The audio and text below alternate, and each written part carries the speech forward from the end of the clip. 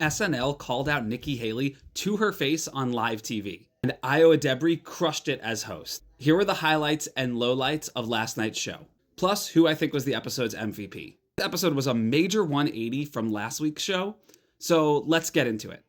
The highlights. Number 1, why'd you say it? This just had a great, super relevant premise, and Keenan absolutely killed it as game show host. Number 2, school hypnotist. Ayo flexed her character muscles here, and made me wonder if she should be a full-time cast member. Then I have to include Dune Popcorn Bucket, really funny music video with a great turn. It was just the right length, and it brought it home with that final rhyme. 4, bad couples.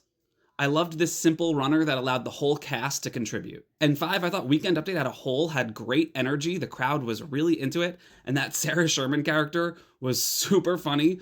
The cutaway to the second angle in her bit was a perfect touch. Also, I wouldn't call it a highlight, but it was nice to see Ayo do a straight monologue of just jokes. And now the lowlights. The cold open was another Trump send-up. James Austin Johnson does a great Trump impression, but we've seen this many, many times.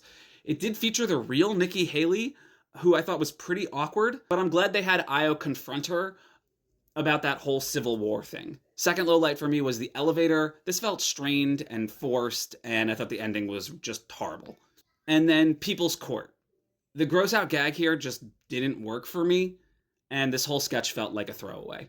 As for the MVP of the episode, I think it was Ayo Edebiri herself, but with Sarah Sherman as a runner-up. What did you think of last night's SNL?